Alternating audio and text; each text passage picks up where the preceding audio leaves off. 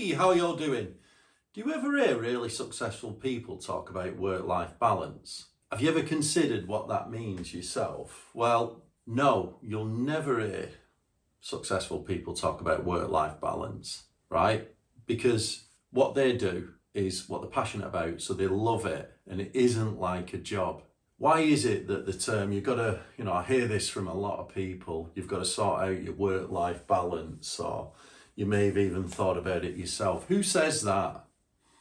Well, it tends to be people that are stuck doing something that they don't like, or they're in a job that they're not 100% happy with. And if you think about it, that job is completely isolated from their life. So you've got work and you've got life. So the two are almost like discrete. And that's the wrong way to look at it. You'll never hear anyone successful talk about work-life balance, because what they tend to do is they'll merge work and life together just into one. So it's just basically life. So more successful people are doing what they love. And yes, they maybe not have a job where they have to work a certain amount of hours, and they might not have a manager as such. But even successful people have bosses, right? They have clients, they have sometimes even more stress. But the difference is that they're not trying to get away from that because, it's something that they're passionate about, something that they've created. And yeah, it's merged into one.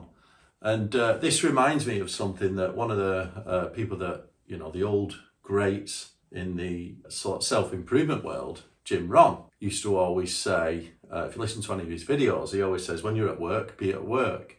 When you're with family, be with family. When you're on holiday, be on holiday. And this is quite confusing because you might think that Jim Rohn there is talking about that separation, that clear separation between work and your personal life. But what he doesn't actually mean that. What Jim Rohn means is whatever you're doing in life, make sure you're doing it with some intent. So if you're on holiday, be on holiday with intent, be in the moment. Now, if you're on holiday and you happen to attend to an email while you're on holiday, right? Because I do this, I always take my laptop with me wherever I go because I travel a lot. So I like to take my laptop with me. If I had to deal with something, I'm temporarily in the moment dealing with that issue, and then I'm back in the moment on holiday. So I wouldn't confuse what Jim Rohn says. I know it's, when you're on the job, be on the job. And, I think one of his videos was like, when you're in the shower, be in the shower. He's just talking about being in the moment and not trying to think about something that's not quite relative to that particular moment. But you're okay to context switch. And the idea about merging both your job or your work and your life into one is a very good concept, because what that really means is you're basically living day to day, you're living your life on your terms, and it means that the projects that you do, the work that you do, they're all things that you enjoy. And I love to do this myself, so I use like one goal achievement method to achieve any goal, whether it's personal, professional, fitness. I've got one method and one way of planning out. They're all projects to me, so it might be I'm going to do some work on my house or in the garden, or I might want to work on something to do with fitness, or I might want to create a holiday experience or a new business or a project or paint a room or something. It doesn't really matter what it is. I will use the same technique to cover all of that. And I've got to the point where I don't even distinguish between what is work and what is personal. It's all the same to me. It's just life. And it's a great way of living, because if you were to get to that point, what you're doing is you're actually just choosing how you live your life day to day. And I did a video, it's one of my favorite videos that I've done, where I talk about working on what your average day looks like. Don't work on your best day, work on your average day. And what that means is, your best day might be, I went on this like amazing holiday of a lifetime, and I went to this and all these good experiences. And you shouldn't spend time working on that. It's like, I've got to work 40 hours a week for the next, and then next summer I'll go on holiday and I'll have this fantastic time. That's the wrong way to look at it. What you should be trying to do is improve your average day. What does your average day comprise of? What does it look like? And how are you living your average day? And if you work on that, that is the way to merge both work and life together so that your average day is good. And then you don't have a problem with work-life balance. Why have you got this problem with work-life balance? So one of the things that you need to do this is, obviously, I always talk about creating an identity and all that kind of thing, and then creating some goals and then go and achieve it through 3 things a day. It starts with having a clear vision of what you want from life, right? So you might want to create like a personal identity or a mission statement, as Stephen Covey calls it, for yourself, but have that identity about yourself, which should define at the highest level what you want from life, right? So have that clear vision.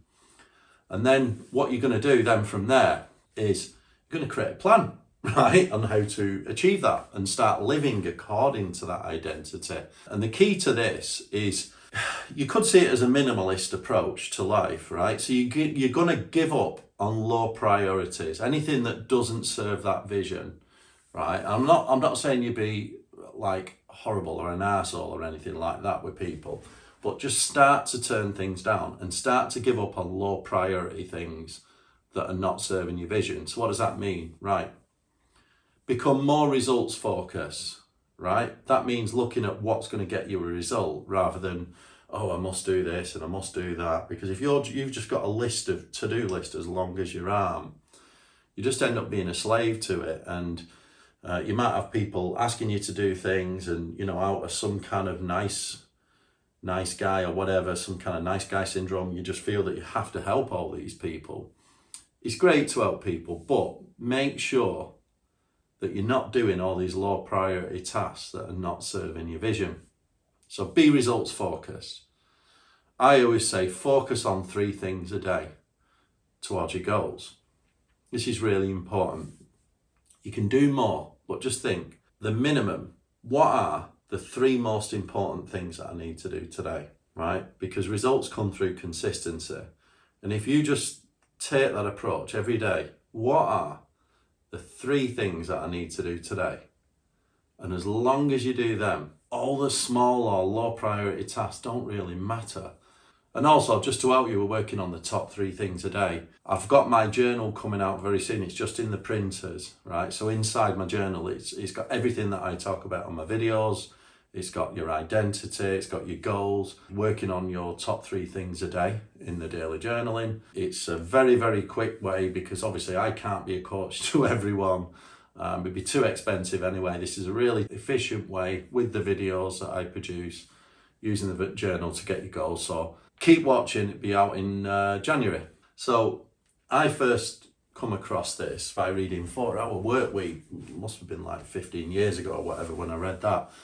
Tim Ferriss, low information diet, right? So he talks about this low information diet, and he says he says things like batch emails, or don't bother with emails, right?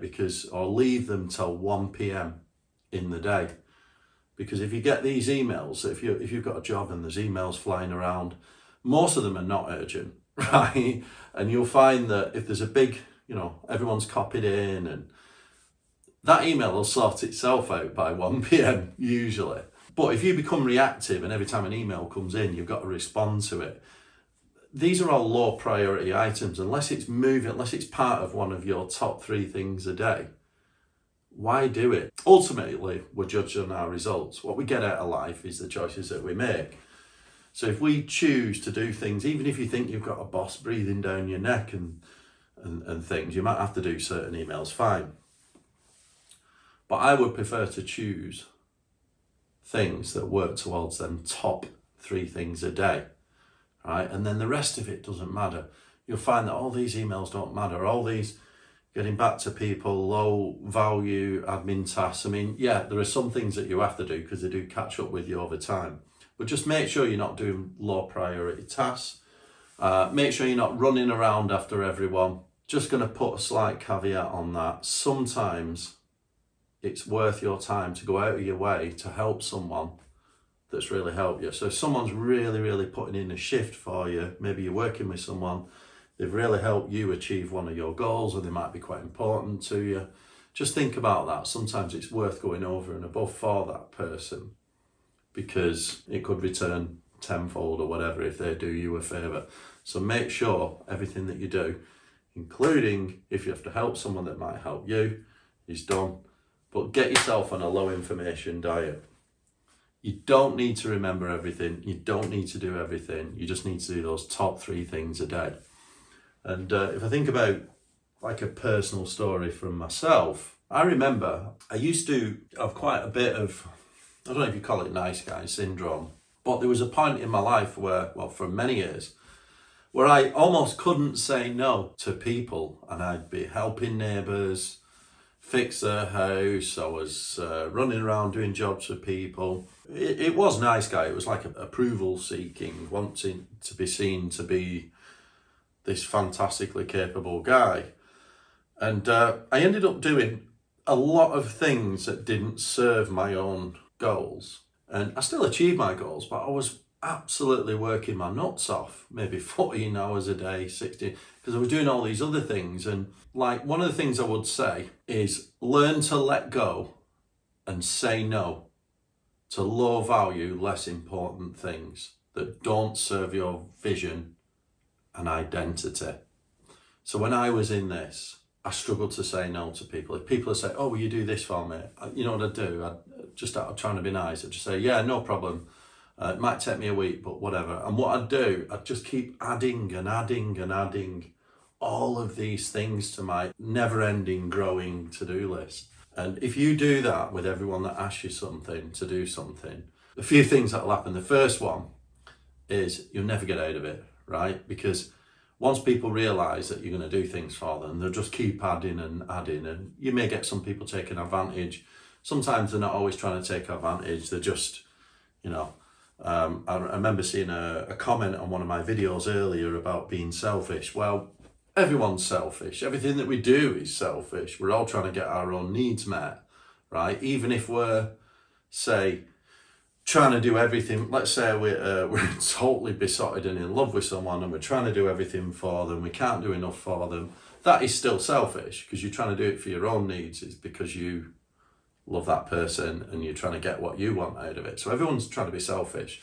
So when people keep adding to your never-ending to-do list, it may not be malicious. Yes, you can get some people taking the piss, but sometimes it's just, you know, they've found a route and it's like, well, there's not much resistance here. I'll just keep chucking them more and more work to do, because, you know, we're all human and we're all trying to get on. So you got to learn to let go and say no. And I had to do this. It was one of the biggest lessons. I'd start saying no to people because I had 2 choices. I could either work even longer hours so I could get everything they wanted me to do and everything I wanted to do, or what I started to do was just say no and only focus on what I needed to do. And then I went drastically further and only focusing on the top 3 things a day. And what I end up with now, my average day is fantastic. I love it. I've got this great day or this great life because I've chosen it. And I've reduced it down to the absolute essential. What are the top 3 things a day?